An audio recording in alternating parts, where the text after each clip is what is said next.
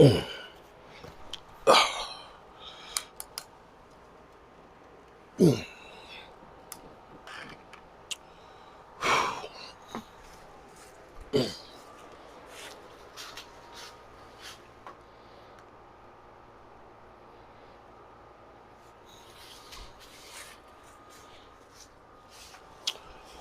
my goodness. What's up, good people? Whew. It's cold out here. Mark Holmes here, and as always, I want to say thank you all for watching, commenting, subscribing, and being part of the Joe Boo Sports Report. Without you guys, as well as you ladies, you know that this literally does not work. Let me say to the ladies, y'all crazy. Y'all get buck wild up in here. Oh my goodness. The way y'all were in the chat, man. Oh my God. I can see why Eagle fans are always coming in here, because we got the hottest ladies in the world up in my chat here. Shout out to you, Rhonda. You started a whole lot of stuff, but you know, you got I need you to email me and let me know what size for your shirt that you won. Yeah. Release the puppies, or I forgot what we were calling it. Okay. Yeah. Release the puppies. So I need to know what size shirts you need. So the Cowboys get the win. The Cowboys scored 89 points on the New York Giants, only giving up 17 in garbage time this week. But something crazy. You know, I'm old enough to, first of all, let me say to all of the haters that move the channel, you know, they're always moving the goalpost. You're going to say, yeah, you just beat up on bad teams. Well, at least we can say when the Cowboys are home playing against bad teams, they do exactly what you're supposed to do to bad teams. They stomped on the New York Giants. They did, okay? And I'm not going to apologize the fact that they at least take care of the teams they're supposed to beat, with the exception of the Cardinals. Although you may look at it and say, Josh Dobbs, maybe that guy is the real deal. And the Cardinals may have been stupid to let him go, because it looks like right now Minnesota's got a replacement for Kirk Cousins, at least at the moment. And it may be that the newness wears off and he, you know, the Cinderella slippers come off or whatever because it's midnight. Be that as it may. But here's a crazy thing, because I remember Tiki Barber and Greg Jennings and all those guys saying they trust Daniel Jones more than Dak Prescott, right?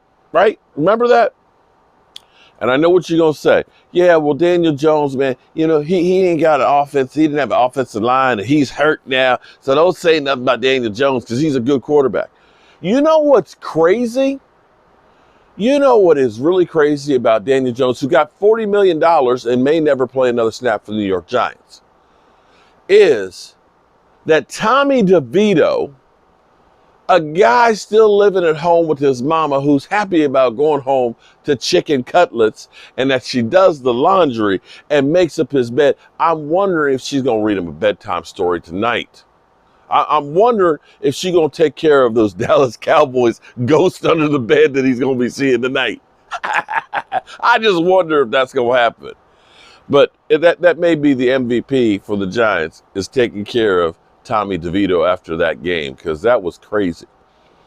We got game balls.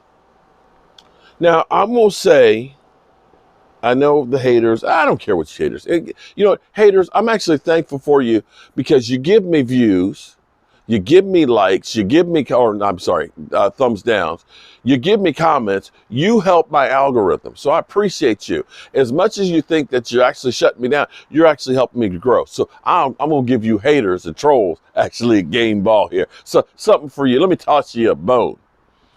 But Micah Parsons actually said something that was very important, you know, this past week. He said that Dak Prescott should be in the MVP conversation. He didn't say he should win it. He said that he should at least be in the conversation. And the way that he's played the last 4 games, we're 3 of the last 4 games. We lost a game on the road, but the Cowboys have been better at home. You should be better at home. Your home is your home, okay? You got to protect your house. The Eagles and the officials protected their house. And as bad as the Cowboys played on special teams and defense and the mistakes that they made and stuff, they were within a couple of feet of winning that game. There's no shame in that. We gave the Eagles everything and more, and the Eagles got beat up. They got kicked around too. They got the win. Shout out to you. Congratulations. But we'll see what happens when you come to our house. Because the Cowboys at home have been, this is how crazy it is. I know it's not the best of teams, but see, it's the NFL. The Cowboys have outscored their opponents at home 36 to 13.4 points a game. That is freaking insane. The Cowboys are averaging 36 points a game at home. Now, I know early on in the season, we had the special teams and the defense that was making points and everything else and all that stuff. So you can say, well, it's the Cowboys. You know, the Cowboys may be one of the highest scoring teams in the NFL. I've got to look and see when the statistics all come down, they may have moved up a little bit. Last week kind of dropped them down a little bit. This week will definitely boost them up a little more. They may be I know Miami was before last week at 34 or 33. The Cowboys were second going into the last week at 29.1. But since the Eagles scored more points in the last game, I think the Eagles went past. I haven't looked at it. But what I will say is, thank God that the Cowboys have 2 of the next 3 games at home. Or actually, 3 of the next 4 games at home. Because home cooking means something. And with the win today, the Cowboys get now 2 games behind the Eagles. If the Cowboys can beat the Eagles, boom, it's a different ball game, guys. And if the Cowboys can take care of business at home and in Carolina this weekend, coming up, and take care of business at home, that game on December 10th could be huge. It could be huge. The thing you got to worry about, of course, is the Detroit Lions. Detroit Lions, who you do play. But now all of a sudden you look at the Lions and say, wait a minute. The Minnesota Vikings all of a sudden are a decent team. The Minnesota Vikings have won 5 games straight after starting out 1-3. So that may not be a cakewalk, those 2 games that to play against Minnesota. They do have to play the Saints, but the Saints are ass. They got to play the Cowboys. So maybe there's hope there. But the Eagles, Kansas City, 49ers that seem to get their mojo back. Buffalo, that I don't know what Buffalo is. Buffalo is so up and down, I don't know what they are. And so on. But we'll see. And then, of course, us and Seattle. Seattle found a way to win against Washington. So it's a tough road to hoe too for the Eagles. So let's just see what we're going to see. And you Eagle fans that are swearing that you're just going to sweep the Cowboys and everything else, go ahead. Think that, okay? But don't count your chickens before they hatch. Now, game balls. When Micah Parsons was talking about Dax needs to be in the conversation, I said, you know, this is a chance for the Cowboys to stack up some stats. You know, I was looking for Micah Parsons to get a couple of sacks and stuff to try and get back in the MVP race. But, of course, he's getting held just about every play. But the Dallas Cowboys defense, Deron Bland, I believe that's his 5th interception of the season. And here's where you need to look beyond just the players on the field. Deron Bland, I think, has more interceptions than anybody else between last year and this year. Deron Bland is the real deal. He is a ball hawk. But you need to look back to the system that we play, and Al Harris needs to get more credit because he is the guy that is working with these defensive backs that are getting them in positions to succeed. I don't know what he's teaching them, but Deron Bland, you definitely get a game ball. Al Harris, the coach of the defensive backfield, you get a game ball as well. That defense is on fire. That defense, I believe, gave up 86 yards passing. And most of that was in garbage time at the end where it was just kind of like, you know, let's just get out of here with the win. They were freaking insane. The Cowboys led the NFL going into this game in pressures, and I got to think that they probably expanded their lead. The defensive front shut down the running game, although the Giants did get 100 yards in the end. But for a while there, Saquon Barkley had 7 carries for 1 yard. The first half, I want to say Tommy DeVito had, I think, 18 or 19 yards, and they had like 7 yards running the football. Defense, all you guys, lights out. Love you. Get a game ball. We got guys popping up. Yes, tonight we had Neville Gallimore get a sack. We ain't heard from Neville Gallimore in quite a while. Shout out to Neville Gallimore getting there. I believe Sam Williams got another sack in there. In fact, the Cowboys got quite a few sacks in there. The defensive line is beginning to solidify. Hankins is becoming a beast in the middle. And it's part of the reason why everybody's saying that Mazi Smith is a bust. It's not that he's a bust. It's right now Hankins is playing too good to come off the field for very long for Mazi Smith to get a lot of playing time. And I'm okay with that. I'm okay with that. It will give Mazi Smith the chance to learn, to catch his breath to the speed of the NFL. And as the season goes on, maybe you'll see him more and more as playoffs get closer and closer. And yes, we're talking about playoffs, okay? The Cowboys get a win. They're 6th of the season, which puts them another step closer to being a playoff team. Just does. On the offense, Dak Prescott, who's been on a tear the last 4 weeks. The last 4 weeks, I want to say he's got 12 TD passes and 2 interceptions. His numbers are shooting up the charts right now. Right now, Dak Prescott on the season, 70.7% completion percentage, 2,415 yards, 17 TDs, 6 interceptions, and a 105 rating. Sorry, Dak Prescott haters. I know you're going to say, well, that's just against bad teams. Well, guess what? Nobody plays winning teams every single week. Nobody does. And a season is a collection of all the games you play. And right now, Dak Prescott's being a beast. 9 games, 2,400 yards. He's averaging almost 300 yards a game, y'all. He's averaging almost 2 touchdown passes a game. He's got 70.7% completion percentage. You can't ask for much more from your quarterback. It's just unbelievable what they've done.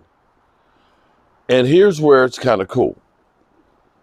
CeeDee Lamb. Dak, he of course gets a game ball. CeeDee Lamb with 151 yards, another monster week. CeeDee Lamb is now doing kind of what A.J. Brown was doing. You remember they were saying A.J. Brown had 5 games with 125 yards or more until he played the Cowboys, and the Cowboys held him to 67. CeeDee Lamb, since early on when he was only getting like 50 yards of reception, a game and stuff, 50 yards reception left, and you saw him kind of, on the sidelines, and he didn't pout. He basically said, I want to do what I can to help my team. Him and Dak had a conversation, and Dak, with that conversation, they got their shit together. Because CD, that one-handed catch out here, and the pass that Dak Prescott made getting it there.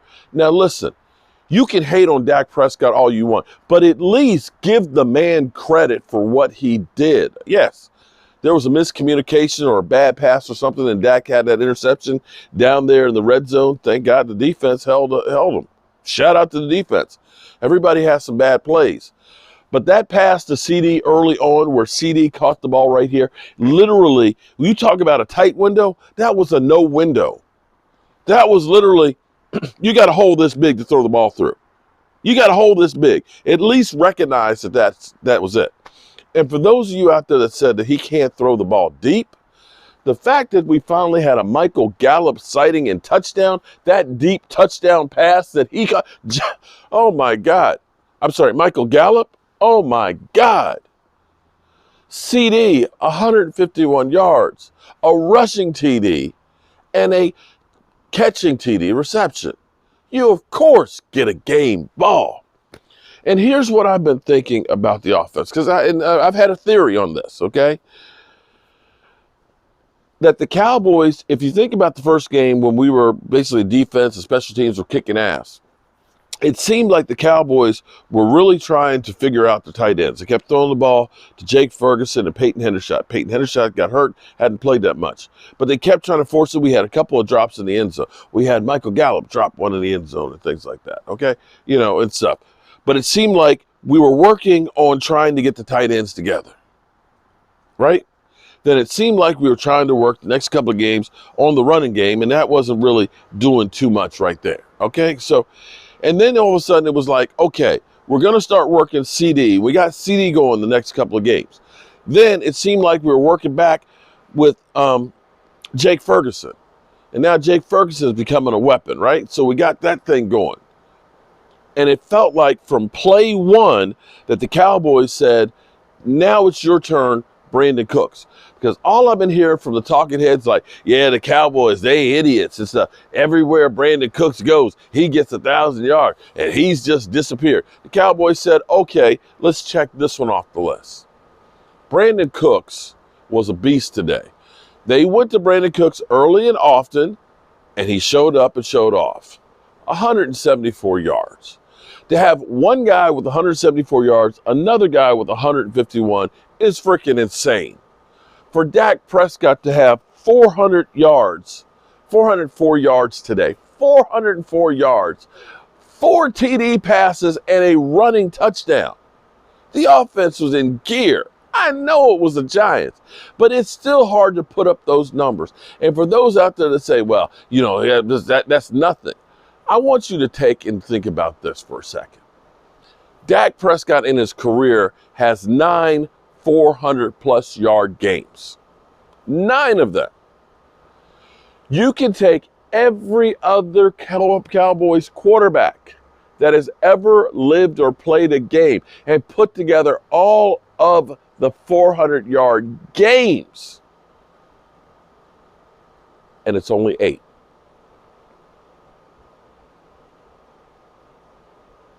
It's only 8. Dak Prescott has 9 by himself. So, Brandon Cooks, you get a game ball. Last year's running attack, Zeke Elliott kind of came back down to earth. Zeke Elliott slowed down. People saw Zeke today and said, we should have never gotten rid of Zeke. I don't have a problem with getting rid of Zeke as long as you had a plan to replace Zeke. And the plan, it seemed like, to replace Zeke was, we're just going to have Tony Pollard double duty. But Tony Pollard is better suited at being a split the time back. Give the ball 12, 15 touches or so a game.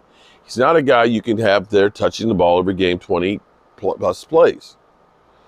And that's where he looks like he's running in the middle, tentative, and he looks like he's running slow and not as effective. Cowboys still keep trying to run him up the middle. Yeah, he'll have a play or two that might be good, but for the most part, he's not good in the middle. Today, early we ran Rico, and Rico, I think, had 2 runs and 24 yards, and then they went away from him. I'm like, you need to use Rico to be the battering ram in the middle. The guys, he had an incredible burst. He had a better burst than Tony Pollard. Rico had probably his best game, I think 76 yards running, had like an 8.6 yard a carry average. And you had, of course, Tony.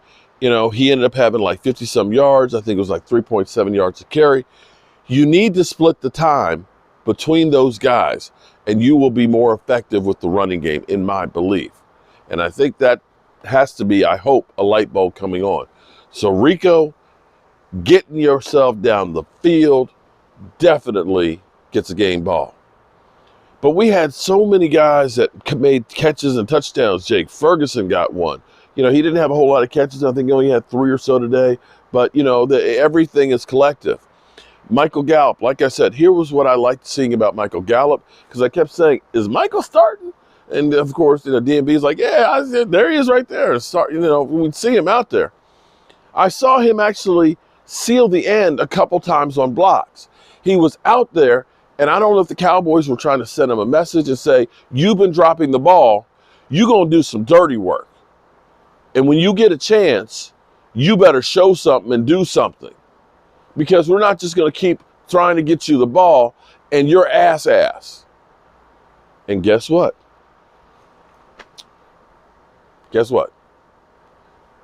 Dude caught that deep touchdown pass, caught pass in traffic with people draped on him, looked like the old Michael Gallup.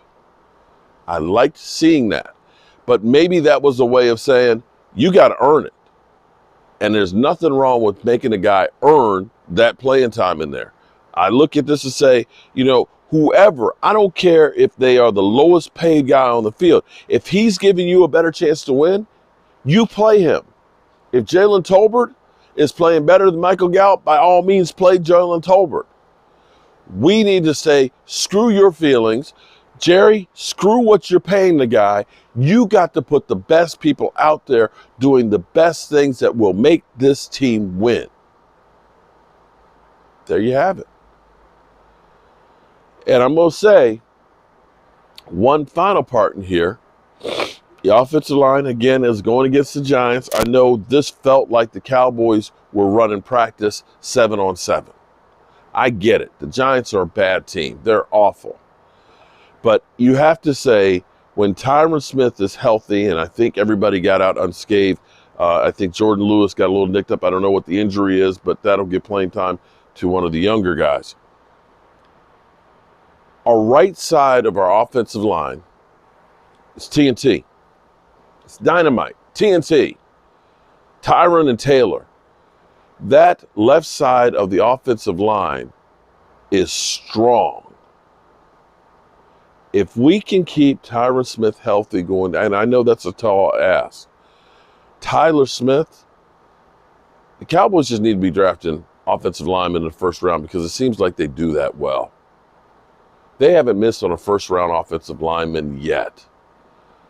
The way Tyler Smith is playing right now, and you can say, Eagle fans, all you want about how good Jalen Carter is, he gave Jalen Carter everything he wanted and more.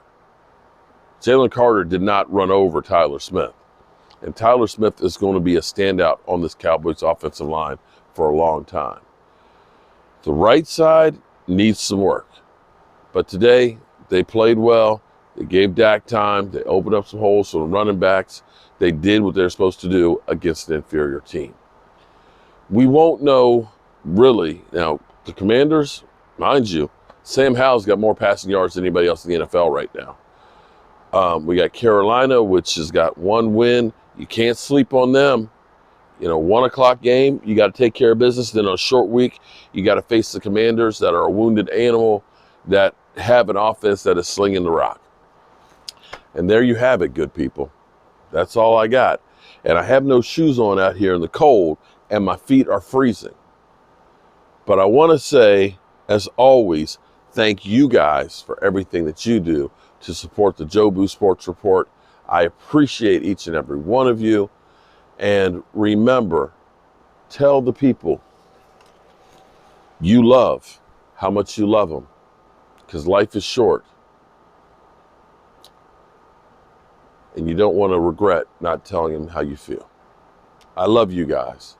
Have a great night, and God willing, I'll see all of you tomorrow.